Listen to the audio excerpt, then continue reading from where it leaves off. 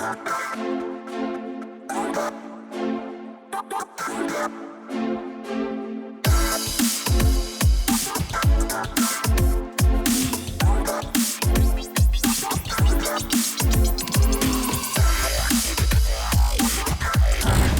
what's going on, everybody? Welcome to another episode of Your Intention Matters, the podcast. My name is still Paul Madat. I appreciate you being here on this episode. Today, I have Faraz Gharbi, VP Sales at Tipalti, coming to us from Vancouver.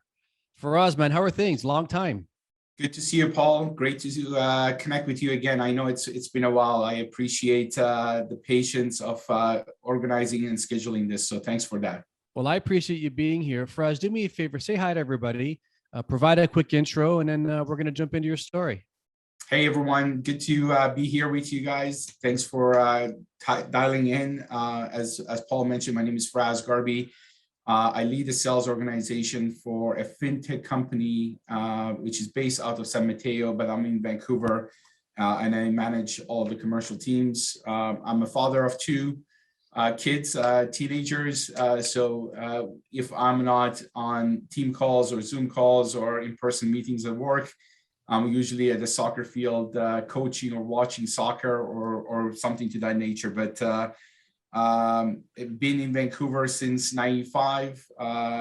It took a while to get here. I was born in Middle East in Iran and left and moved to Dubai because of the war in Iran, and did most of my education in Dubai, and then eventually to London, UK, before moving here to Vancouver to go to university. But glad to be here and having this conversation with you guys. Well, so am I. And so, Faraz, let's get into it. So, the title of the podcast, Your Intention Matters. And as we were speaking before I hit record, it's really built off the foundation from my chair that nothing's really given to any of us, no matter what we do. And most of us in the world of sales in particular never thought we'd even get into this arena. And yet here we are, millions of people, trying to slug it out. And I'm looking forward to you sharing your story. You ready to go? Absolutely. All right, here we go. Okay, so you touched on it in your intro. So let's go back in time. That's what we do on the podcast. So let's go back to Iran. And you talked about, the environment that you grew up in and then having to make the move over to Dubai. And so how old were you when that happened? I was 7. I was 7 years old. It's funny because if I even take a step back beyond that, I mean, both my parents graduated. They got their bachelor in Iran, but they got their MBA in States. So they were both MBA graduates from United States. And when they went back in 77 and then 78, the revolution happened, they weren't giving visas to Iranians to move back to US, despite multiple attempts of trying to secure a visa. So they figured we need to get out of Iran because of the war. We need to be somewhere safer. And the very last place that they applied for that American visa was in Dubai. So I was, I think, 7 years old. And we got denied there as well in the American embassy. And they go, well, this seems like a great place. It's close enough that we can go back and forth to visit family if we need to, but it's out of the war path. So we moved to Dubai, and I that's where I did most of my British schooling and lived in Dubai for about 10 years before moving to London and then and to Canada. So you essentially really grew up in Dubai. I mean, that's where your teens were, and that's where your high school years were essentially. Absolutely, yeah. I went to a British schooling system in Dubai, and that's where, yeah, absolutely, I did that. I did spend about 6 months in London as part of my schooling to do my board level exams, which is equal to grade 12 in the US or grade 12 in Canada. It's called O levels and A levels. So I did that, and then when it was time to continue going to university, the options was either to stay in Europe or go to North America, and we decided to come to Canada. So what brought you to London, though? Well, the schooling in Dubai, I did a British schooling system, and the options was either to continue and just do my exams in Dubai and go to the British embassy to write my exams, or to go and live for 6 months in London. And I thought that would be a pretty cool experience, being 16, 17 years old, to go to London and do the last 6 months there. And it was pretty amazing experience. Gotcha. So did you go from Dubai, London, then to Canada, or did you go back to Dubai and then Canada? I went to London, back to Dubai, and then came to Canada. So what was behind the decision to really leave your home? Because I appreciate what you say regarding the opportunity to maybe go to London, get that experience, you go to school, but you're not really living there. Your intention, you're still a kid essentially. You're going to go back home at some point. But now Dubai and Canada, while I've never been to Dubai, night and day in terms of lifestyles and culture and so on. So what was behind the move? Did you move with your family or were you on your own? We moved, we all got, the idea was to go to continue to go to university, and in Dubai there weren't that many, there were a couple of colleges there, but there weren't really that caliber of the university that I was hoping, or my parents were hoping for. And so the idea was, hey, we have to make a decision on an option, whether it's going to London or whether it's going somewhere else in North America. And we looked at all the options, and we figured Canada would be the right option. I actually had admission from McGill, but what we did was we landed in Vancouver as a whole family, spent 2 weeks in Vancouver, went to Toronto for 2 weeks, went to Montreal for 2 weeks, and we go, coming from Dubai, which is a very hot climate, going to Montreal or Toronto, where the winters are going to be brutal, it's not going to be a really good option. So Totally. let's bypass McGill and go to stay in Vancouver, and Vancouver really became the home for me. I mean, I've lived in Vancouver for most of my life as compared to all the other countries that I've been in. So let's talk about UBC. I see here Bachelor's of Commerce, double major in Management Information Systems and Marketing. I don't see sales really in there at all, and yet here we are.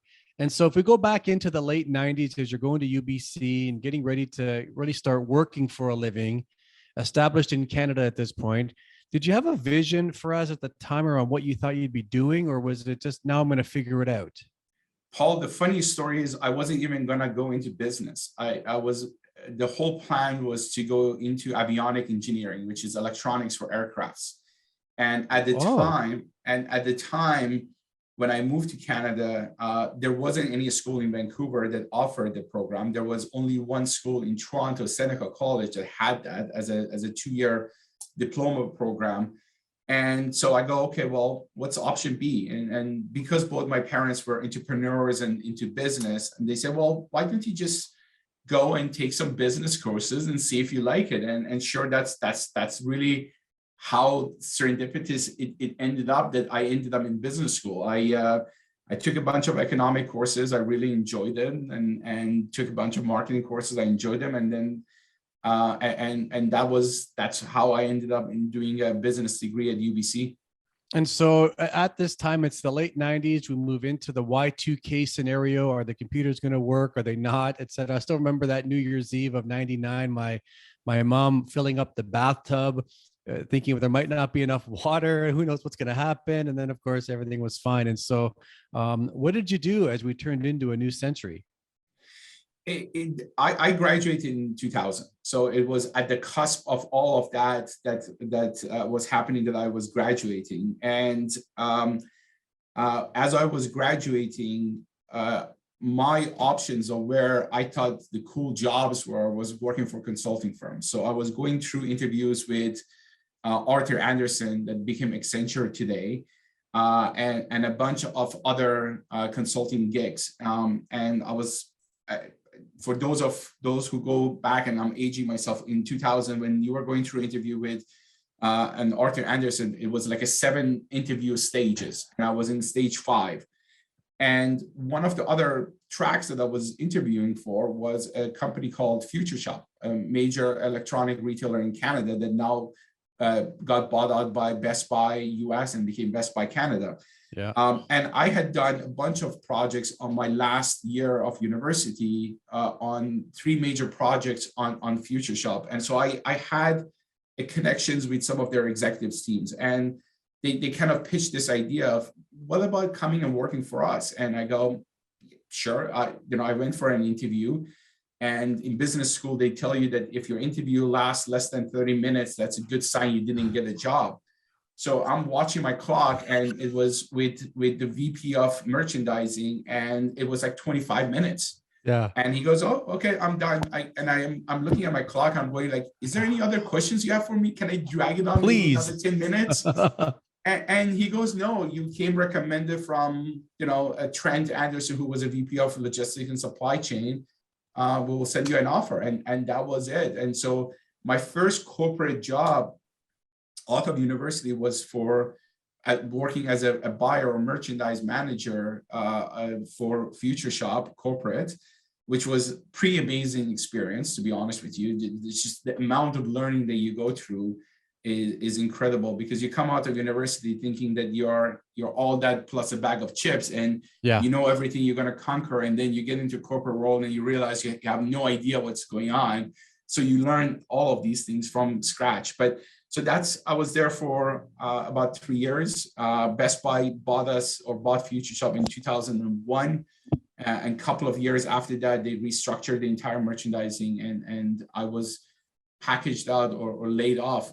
And that was a turning point for me, I think, because it was the first time in my career where you are asked to leave, not because of anything you've done, just because of the corporate restructuring. And it was, I call it a turning point because it was a blow to the ego, and it really makes you humble to go through that experience, and also the experience that you go, hey, this is not the end of the world. You're going to survive. You're going to find something. You're going to come out of this. So there was a lot of positive that came out of that scenario as well. I know there's a lot of people checking out the episode who found themselves at some point in their career to be in that same scenario. And I'm certainly one of them. The difference for us, from what I heard in terms of what happened with you, is I got a check not to come to work the next day because I was just highly ineffective at what I was doing. But it was a like a punch to the gut. Yeah. It was like, oh, okay. How much money do I have? How much are they giving me? Do I have any money at all? Like, what am I going to do? And then what's next? And so, given that you found yourself in a circumstance kind of outside of what you were doing, it had nothing to do with your performance per se. It was just, we've made this decision and here's what's happening. Was there a long gap between where you went and what was next for you? I think I think one of the cool things that came out of this was when you leave a job, you get caught and get trapped into this mentality that, hey, I had this job at this title and this pay, and so my next job needs to be this or higher. And the reality is, when you get a curveball thrown at you, you have to let go of the pre-notions of what was and focus on what is and what should be. So because of that, there was a gap of a couple of months. I mean, yes, I had the cushion of the buyout to be comfortable, but I think that if I had a time clock, I could go back in time, I would react a little bit faster. I would have a little bit of more sense of urgency. I wouldn't be so pride or ego driven at that young age, saying that, hey, I had this job and this pay, I need to keep this or go higher, and get back into the market. Because I think that the sooner you get back into a job market, the sooner that you can start proving yourself again and build that self-confidence and self-esteem and everything else. So I took a few months off, trying to mimic what I had. I ended up then going and working for Samsung Electronics through my connections of the buying merchandising board that I was in.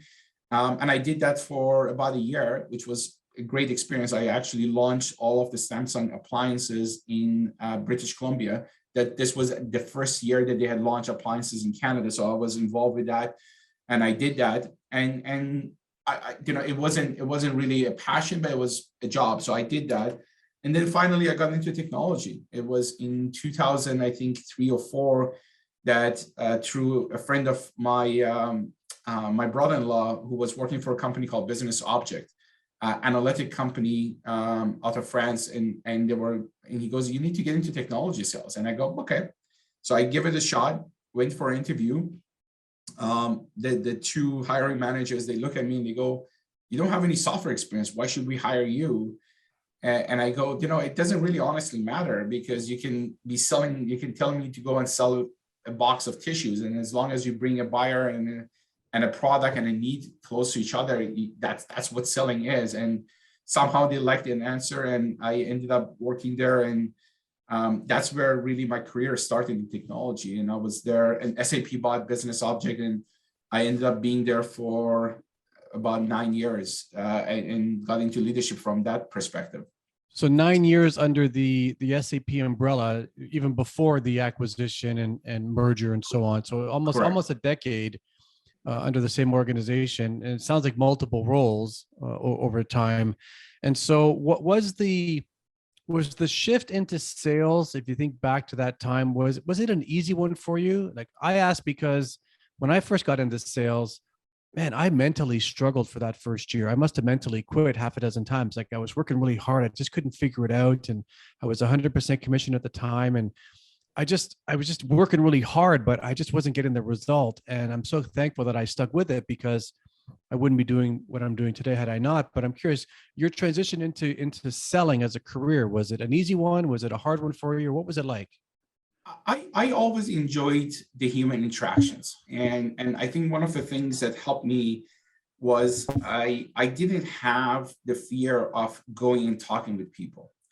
It didn't matter what your job title was, to me, at least at that age. You could be the CEO of a company or a janitor. I would treat you exactly the same way. So I didn't have that fear. So I think being able to create relationship and connections with people was always easy for me.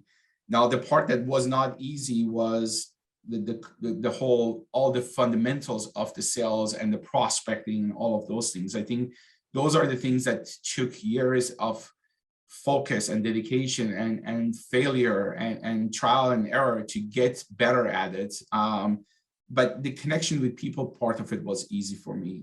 So I'm not answering your question directly. So part of it was easy, part of it was the same struggles that everybody goes through and the same mental anguishes that people go through.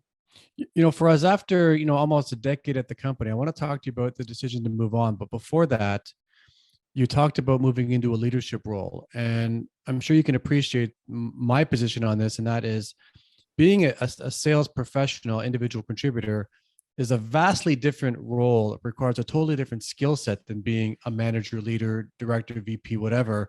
And vice versa. You can be an average salesperson and be a dynamic sales leader, and you can be a killer salesperson and a horrible leader. And so I'm curious about the decision to move up the ranks or move into these next roles. Was it an unwritten expectation that SAP had this action plan to be a rep for 2 years, manager for 2 years? Like, was that a path, or did somebody tap you on the shoulder, or did you create the result? I think I created the result because I had my own vision of what I wanted to do. I wanted to get into leadership. I wanted to support other people. And you made a great point that not the greatest salespeople don't make the best managers, because if you are really great at sales to that caliber, you tend to become self-focused, which is what we want our top salespeople to be. But you also it's all about you and you controlling all the variables in your world to do that. Where leaders are, they have to give to others. It's not about them. It has nothing to do with you, because I think if you take a look at the careers of a lot of sales leaders, every year you will find somebody who under them made more money than them. So it's not about the money compensation piece of it. It's about the reward of creating something bigger than yourself.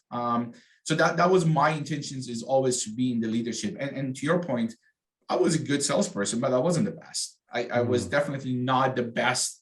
There was a lot of other salespeople who were better than me, but thankfully, my love for people and connection helped me with the leadership piece of it, and being able to connect with people and understand their desires and outcomes, and how I can help them and get them to where they needed to be. So that transition was easier for me than most people, I would assume. Faraz, I'm seeing a trend as we record this in 2022, with a lot of LinkedIn resumes out there, where you'll see a person with 8 or 9 years under their belt in terms of work experience, and they'll work at 3 or 4 different companies in that time period. It's like an 18-month window, 2-year window. It doesn't seem like there's as much loyalty on either side these days, from a company to an employee, and from an employee to an employer. And yet you found yourself working for an organization for the better part of a decade under a couple of different umbrellas, but the same entity. Was it your choice to move on? The decision to move was, yeah, it was my choice. And it was more about a career progression. Now, when I left SAP, the internal joke about SAP is that if you're in SAP and you're doing well, you have a golden handcuff on you. And what I mean by that is they really pay you well, which means moving on makes it very difficult because you go, hey, I'm making good money. Why should I move? Yeah. And my decision to move was more career driven. At the within the first 5 years of SAP, I had the option of potentially moving to one of the large US base, either New York or Boston or San Francisco, and take on a senior leadership position. As a family, my wife was practicing law, and we decided that we want to stay close to family. We want our kids to grow up with their grandparents and everything else. So I forego that decision of not moving with SAP to a major hub and growing my career from that perspective. And so when you stay in Vancouver, the market becomes limited in terms of what you can do and how you can grow your career. And so after about 9 years or so at SAP, when I moved, it was more about wanting to get into more senior positions and take on more responsibility. It wasn't about that I didn't enjoy SAP or the people, the culture, or the money. It was just I needed to venture out to grow my career. Gotcha. And so was the move a good one for you? And where'd you land? I went to a company called NetSuite, and I went there. It was exciting because a leader at SAP who I had followed for many years, he had left, and I had a great working relationship with him, and he was the reason for me to go to NetSuite versus any other company. And I was there for a couple of years, and then an opportunity came up for me to take on a leadership position at a company, Kronos, and to manage their Western Canadian sales team. And that's why I left NetSuite and went to Kronos, and I was at Kronos for about 5 years. But again, honestly, I think the last time I technically applied for a job was back in 2004, 2003, and everything else has been either internal promotions or a leader leaving from one organization to another, and me following them or their paths. So it's been an amazing journey, Paul. But one of the things I talk about to your point with applicants is I think anybody who looks at themselves and go, I got here on my own merit is I think a little bit full of themselves. Yeah. Yes, there was a lot of hard work, blood, tear, and sweat, but there was also an entire community of great mentors and leaders and family who supports you to where you are and where you go. So I owe a great deal of debt to all the people who helped me through this journey over the last 20 years. So Faraz, did I hear you correctly? The decision to leave SAP, I heard, was yours, family driven, which I think a lot of people can respect, that's the priority. But did I hear you right that when you landed at NetSuite, you took an individual contributor's job versus a VP job? I did. Yeah. Wow. What was that like for you? Was that humbling? Was it like, this is what I want to do? And like you're back in the trenches again. And what was that like? It wasn't, I don't think it was a hard decision because I made the decision. It wasn't forced upon me. So I went with eyes wide open into that role. So it wasn't a tough decision. I wanted to experience something different. And so there it was, with the expectation that this is going to lead into that leadership role that I wanted to get into, to manage enterprise teams. And after a year and a half, that was right when I left, was right around the time that NetSuite was getting purchased by Oracle. And so they were getting sucked into the Oracle orbit. And coming from SAP and 9 years of SAP, I had blue blood running through me, and I didn't want to go to the red side. So I go, okay, maybe this is the right calling to go into Kronos to lead their sales organization. And so you mentioned you were at Kronos for the better part of 5 years or so, and that's certainly where I had a chance to work with you first and got to meet you. And you talk about your SAP experience, and you talk about NetSuite and Oracle and so on. And then I know that Kronos had a massive paradigm shift in the middle of the pandemic with the merger with UKG and Ultimate, and then became UKG. And so I'm curious about, what was that transition period like for you? Because you found yourself in it again.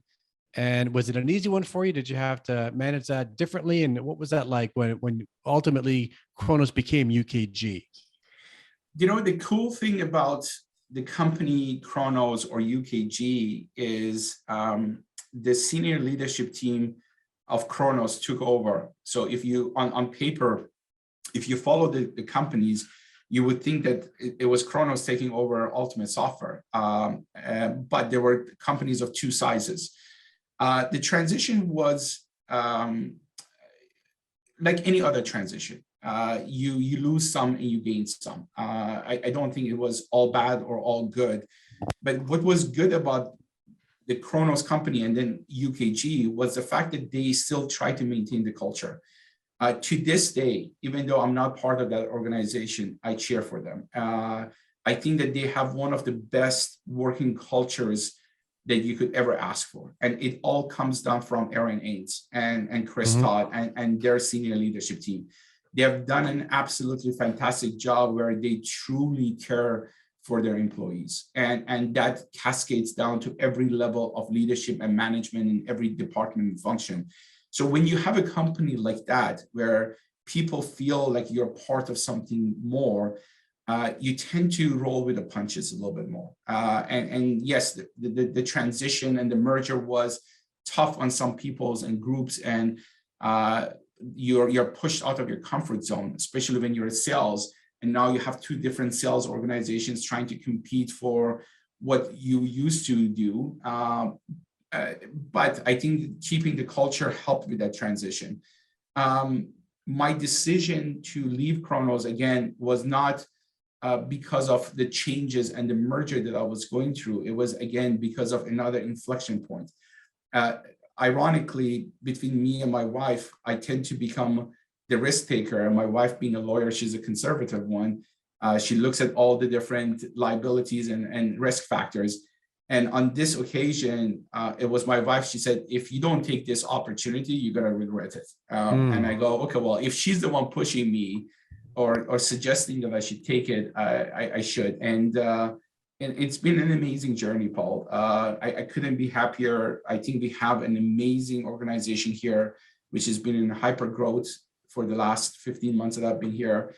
Our executive team is very progressive, very data-driven, smart group of people. I have a great working relationship with our CRO, who I report to, and he's my boss. And so I'm pretty ecstatic about the move that I've made.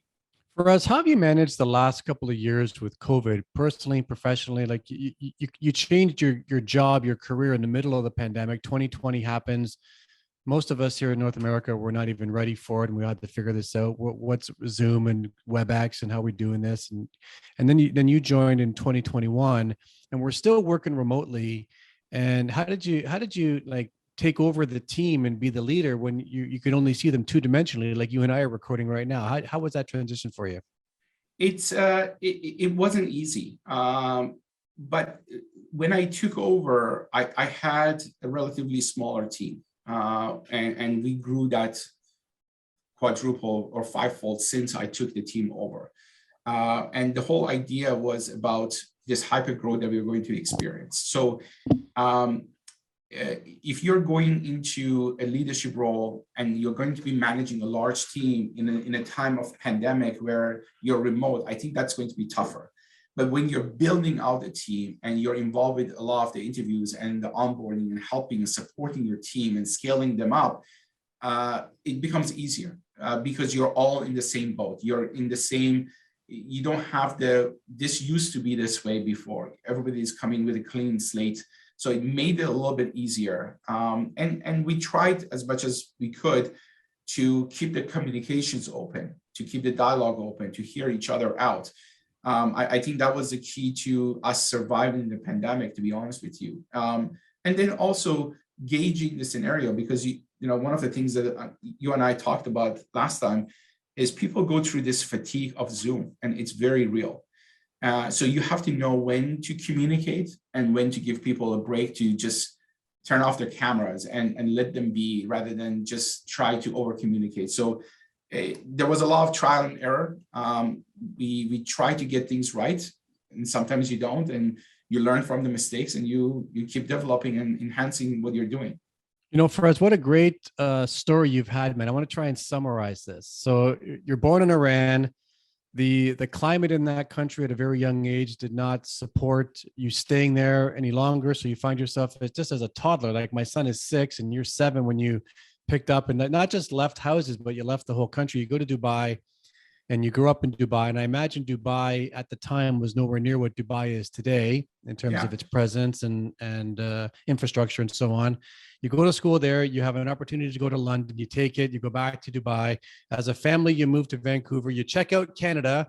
You go, okay, Montreal's okay, Toronto's okay too. But you know what, Vancouver, from a climate perspective, you might have checked out Toronto in January. So I don't blame you if you landed on Vancouver because of that. And then you're able to build an amazing career. You go to UBC, you get your degree, you find retail, merchants at first, but then you're in a situation where there's an acquisition, Future Shop, Best Buy. Then you get a check to not come into work the next day. You take some time. Maybe you would have taken less time if you could go back and do it again. You then get into, at some point, you find technology, long run with SAP. You leave, you go to NetSuite. Your blood is still SAP, so you can't be with Oracle, which I get that as well. You try it in NetSuite. You move into Kronos. They merge with Ultimate. You become UKG. And then Tipalti comes calling, and here you are. And so congrats, man, on everything you've been able to create up until this point. I've just got one more question for you. Sure. You can't live in Vancouver unless you're a Canucks fan. Is that a true or false statement? Yes or no? False, because I in my opinion, of living here for the last 20 years, we have the most fickle fans of any sport team. We love our sport teams. We also hate them at the same time. We love them when they're winning, and we hate them when they're losing. So, I remember the days when we had Nasland and Bertuzzi and Luongo and Sedins, and I loved Luongo. I still love him, and he was one of my favorite goalies. And I remember Luongo would, win 10 games and then lose one game, and then everybody wanted to, fire him and trade him. And it's like, come on, you can't do that. So, no, I think that, Vancouver sports fans are a little bit fickle. They're not as loyal as Toronto and their love of Maple Leafs. Well, Faraz, listen, man, I appreciate the time, and thanks for sharing your story. My pleasure, Paul. It was good connecting with you. You bet. All right, everybody, we're going to wrap it up right now. Remember, your intention matters. Why? Because that's the result you'll tend to get. We're out of here. Let's do it again next week, and let's go Leafs. Playoff time.